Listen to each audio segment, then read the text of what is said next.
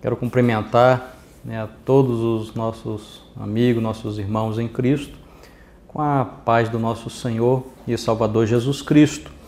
Está começando mais um programa Escola Bíblica, transmitido aqui pela TV ADNP. Já estamos na última lição desse trimestre e quero dizer que, com a graça de Deus, com a ajuda do Senhor, nós concluímos então mais um trimestre, ou seja, mais uma revista, então vencemos mais uma etapa. A aula de hoje ela tem como tema o seguinte: tema a Deus em todo o tempo. O texto áureo está registrado em Eclesiastes, capítulo de número 12 e o versículo de número 13, que diz: de tudo o que se tem ouvido, o fim é: teme a Deus e guarda os seus mandamentos, porque este é o dever de todo o homem. Então, como já dissemos, com a ajuda do Senhor, com a sua graça maravilhosa, estamos então concluindo mais esta etapa. E neste capítulo de número 12, Salomão, ele conclui então suas reflexões sobre o viver debaixo do sol, e como era já de se esperar, Salomão então ele apresenta estágios bem definidos, Então podemos ver juventude e velhice, alegria e tristeza, vida e morte. Ele também vai falar do presente e do futuro e também do temporal e do eterno. Então nós observamos que dentro desses estágios bem definidos, Salomão vem abordando estes assuntos. Bom, nós encontramos Salomão falando, por exemplo, da juventude a partir de uma análise nua e crua da velhice. Salomão vem falando da vida com os olhos fitos na morte, com os olhos voltados para a morte. Então ele também aborda sobre o presente a partir do futuro. Então nós vamos observar que Salomão ele também vem falar a respeito da vida a partir da morte, fala do temporal, mas com os olhos voltados para o eterno. E ele também fala da criatura, mas o seu alvo é o Criador. Então nós observamos que ele também vai fazer uma abordagem sobre o aprazimento nesta vida, mas sem perder de vista o julgamento final. Então nós encontramos todos esses assuntos dentro do livro de Eclesiastes. Então o objetivo, quando olhamos para esta lição de hoje, o objetivo ele vem falar, primeiramente, é saber que somos criaturas e que Deus é o Criador. E também a lição vem explicar os dois grandes momentos da vida, que é a juventude e a velhice. Ela também abordará as dimensões da existência humana, sendo corporal e também o espiritual.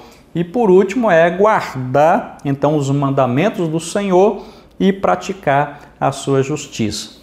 Então essa aula vai tratar nesse conjunto de assuntos. Bom, primeiramente, o primeiro capítulo ele vem falando, vem abordando sobre uma realidade ou uma verdade que nós não podemos esquecer. Então, uma verdade que não pode ser esquecida. Primeiramente, a primeira verdade colocada aqui, que não pode ser esquecida, é que somos criaturas. Não podemos, então, esquecer disso. Olha só, quando Deus, então, lembrou de Abraão, Deus agiu para livrar Ló do mal. Olha só que interessante. Deus lembra de Abraão e automaticamente, né, lembra também de Jó e vai lá e salva, né, protege Jó, né, daquela catástrofe que estava para acontecer em Sodoma e Gomorra. Assim também Deus, né, ele deseja que os homens, né, lembre-se dele. E ao lembrar do Senhor, né, que tenhamos então a ação de praticarmos a sua vontade. Né? Então Deus assim também espera de cada um de nós. Esse capítulo 12, né, de Eclesiastes, ele vem nos exortar a fim de que lembremos do Criador. Né? Então lembrar do Criador é algo urgente, né, na vida de qualquer ser humano. Né? Então é algo que não pode ser protelado, é algo que não pode ser, né, deixado para depois, não pode ser deixado, né, para a velhice, mas precisa ser experimentado, né, ainda nos dias da tua mocidade. Uma vida sem Deus, né, por exemplo, pode produzir amargura, né? Uma vida sem Deus, ela pode produzir solidão e pode até produzir desespero na velhice. E o vigor do jovem, né, da juventude, pode até vir a ser um obstáculo para quem quer ter intimidade com Deus. Isso vai acontecer como? Quando há uma inversão de valores. Por exemplo, a pessoa se entrega, né, a prazeres passageiros e não atenta para os valores eternos. Então, quando há essa troca de valores, quando há essa inversão de valores, nós podemos observar que o vigor da juventude pode sim até vir a ser um obstáculo na vida daquela pessoa que queira ter uma comunhão com o Senhor. Né? Então nós observamos, né, que precisamos então colocar, né, nosso vigor à disposição de Deus, né, enquanto ainda possuímos, enquanto ainda temos esse vigor. Né? Então busque o Senhor agora. Né? Lembrando de Isaías, no capítulo 55, está registrado lá: buscai o Senhor enquanto se pode achar, né? Invocai-o enquanto ele está perto. Mas uma outra verdade que nós não podemos nos esquecer é que há um Criador. Né? Então, quando olhamos para Eclesiastes, no capítulo 12, o versículo 1, nós observamos que Salomão apresenta Deus, né, como Criador. Agora, quando olhamos para Eclesiastes 12 e 14, que é fechando então este livro, esse último versículo vem mostrar Deus como o supremo juiz. Então nós observamos que Deus está presente do início ao fim, né? Em que foi Deus quem criou todas as coisas, né? E criou a partir do nada.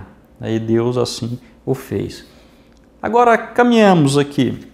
A lição também ela vem agora explicar sobre os dois grandes momentos da vida, que são a juventude e também a velhice. Primeiramente, a juventude. Né? Notamos que Salomão, né, quando fala acerca da juventude, ele está fazendo menção a um estágio, né, da vida que representa então o período, né, de maior vigor. E nós podemos observar que desta forma, né, quando se fala de juventude, há, né, o segredo da excelência da juventude. E qual é esse segredo da excelência da juventude? Né?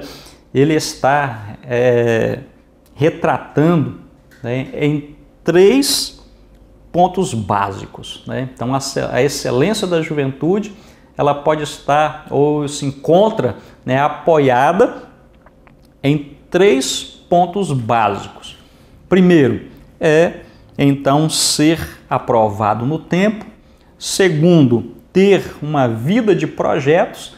E terceiro, fazer o que a palavra ordena, né? Então, primeiramente, ser aprovado no tempo.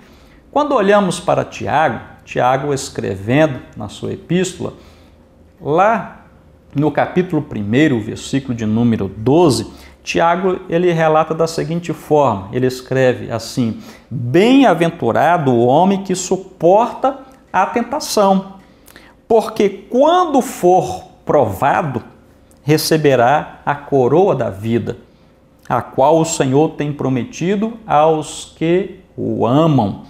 Então eu quero dizer que existe um tempo para que as pessoas sejam aprovadas, né? Então existe esse tempo.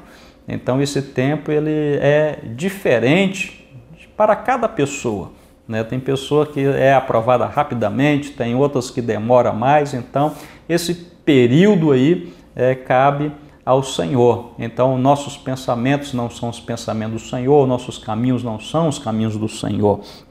Então existe tempo para todas as coisas. Foi uma das lições passadas que já estudamos aqui, né? Então quero dizer que a boa administração do tempo é um respaldo de sabedoria, né?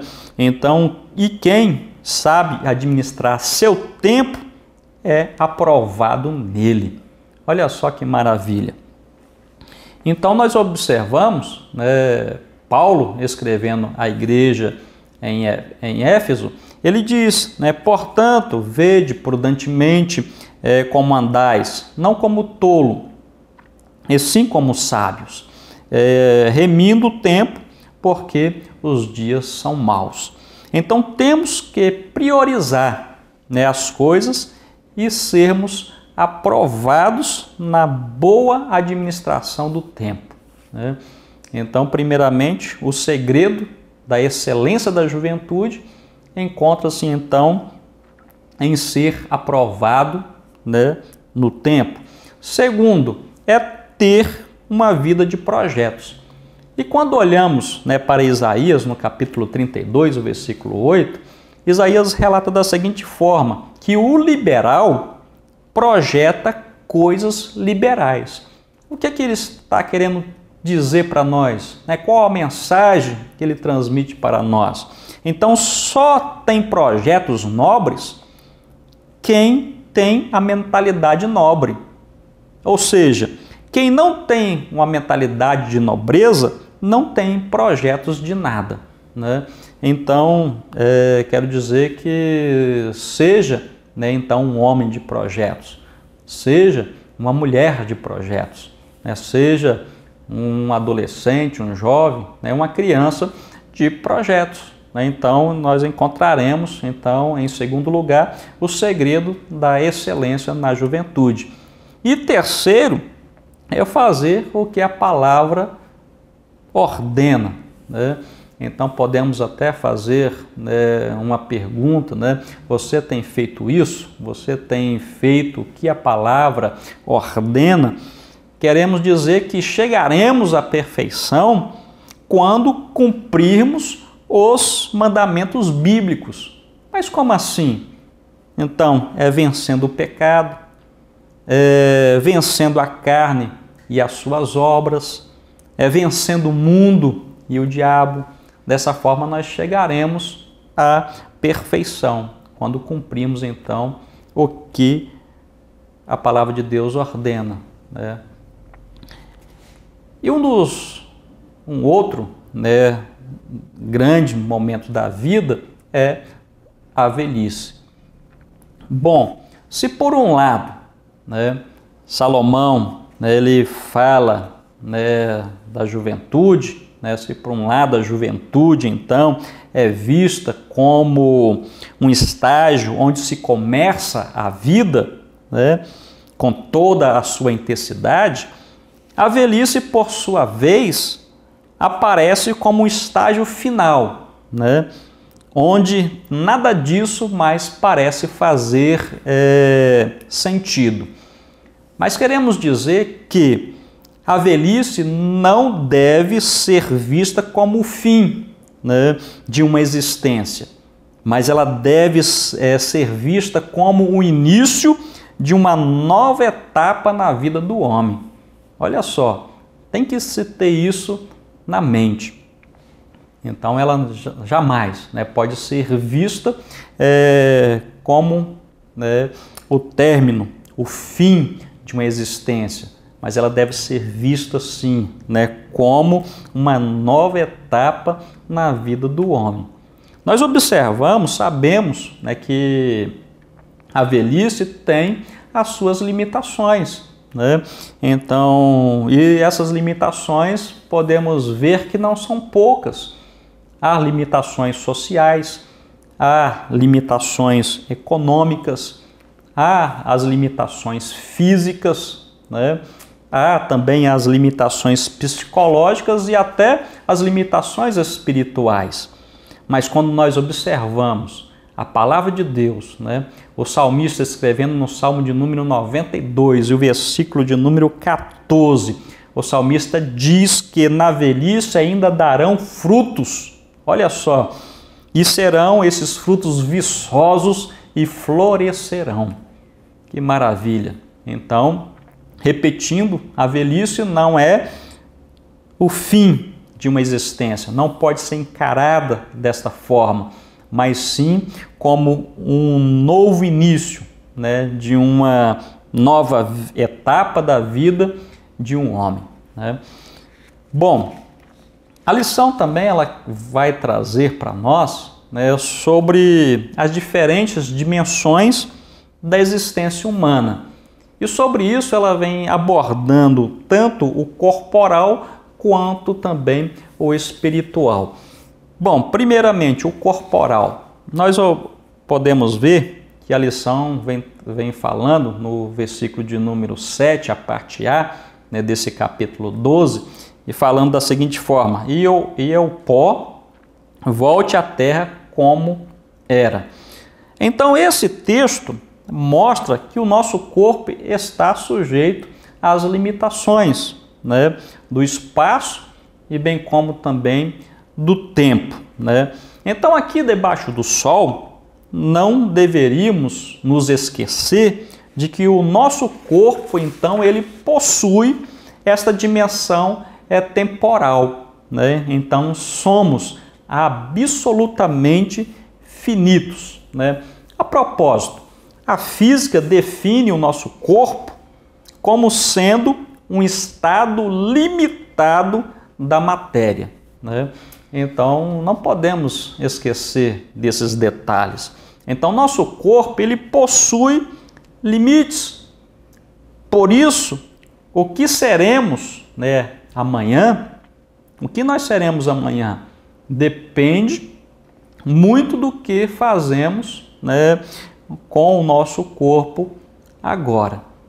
Então, quero deixar nesta mensagem que nós devemos, pois, cuidar do nosso corpo e fazer uso dele para a glória de Deus, né? E a outra dimensão da existência, né, humana é o espiritual.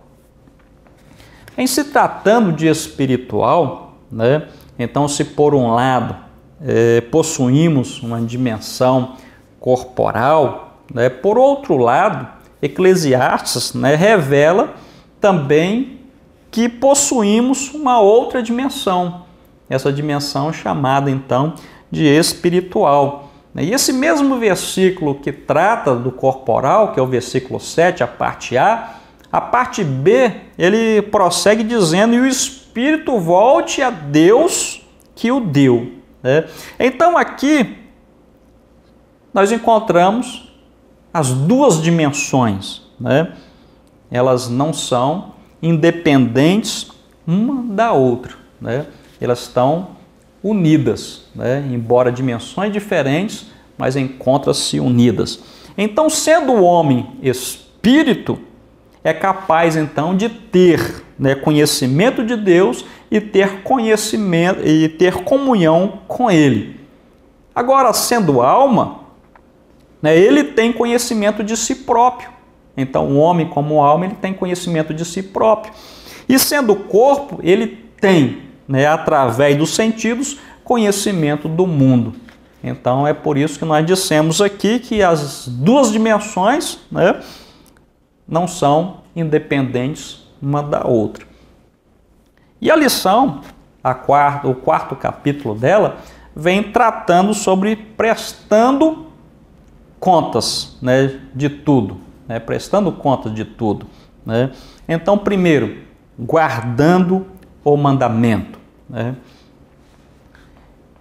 Nós já lemos aqui o texto áureo, mas o texto áureo, né, ele vem frisando aqui dentro desse subtópico aqui, né, falando da seguinte forma: de tudo que se tem ouvido, a suma é: teme a Deus e guarda os seus mandamentos, porque isto é o dever, né, de todo o homem. Eclesiastes capítulo 12 e o versículo de número 13. Então, temer a Deus é um dos grandes mandamentos que encontramos aqui dentro de Eclesiastes e também dentro da literatura de sabedoria do Antigo Testamento. Então, temer a Deus implica obedecer-lhe com respeito, né? Implica em obedecer-lhe com reverência, com admiração, né? Servir-lhe com atitudes puras e afastar-se do mal e da adoração a qualquer outra coisa em seu universo, né? Então, a palavra guardar os mandamentos, né, refere-se aos mandamentos da lei. E quando olhamos para Jesus, né, Jesus ele pega e resume, né, esses mandamentos da lei em dois, os quais são, né, amarás ao Senhor teu Deus de todo o teu coração, e Jesus acrescenta que amar o próximo como a ti mesmo. Então, fazendo isso, nós estaremos cumprindo toda a lei, né? Então, quero dizer que só somos completos e íntegros quando tememos a Deus, né? E obedecemos aos seus mandamentos, porque este é o dever, então, de todo o homem, né? E por fim, né, dentro desse quarto e último capítulo que a lição nos traz aqui, que é prestando conta de tudo, nós encontramos aguardando o julgamento. Sobre isso, então, as últimas palavras de Eclesiastes são, né, porque Deus ele há de trazer juízo todas as obras, né, até aquelas que estão escondidas, quer sejam boas, quer sejam más, né? Eclesiastes 12 e 14.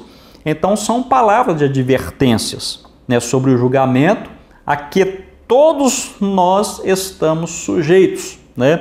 Então, nossas obras e as nossas ações serão medidas.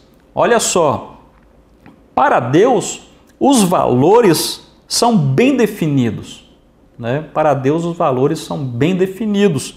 Então, há aquilo que sempre será certo, né? E há também aquilo que será sempre errado, né? Então, que nós possamos lembrar desse quesito, desta realidade, desta verdade. Então, queremos concluir, né, com estas palavras, né, esta lição, né, chamando também a sua atenção. Já estamos de posse da nova revista, né, que estaremos, então, estudando já na próxima aula. Então, é uma lição maravilhosa, né, escrita pelo pastor Antônio Gilberto, que é uma jornada de fé, né, a formação do povo de Israel e sua herança espiritual. Então, finalizamos mais um trimestre com a graça do Senhor, com a ajuda de Deus. Estaremos, então, iniciando um novo trimestre também, debaixo da mão poderosa do Senhor e rogando, né, a sua ajuda no decorrer de mais um trimestre de 2014. Então, continue acompanhando a nossa programação da nossa TV ADNP e até o próximo programa da Escola Bíblica, e que Jesus possa te abençoar grandemente, não só você, mas a toda a sua família. Um grande abraço e até breve.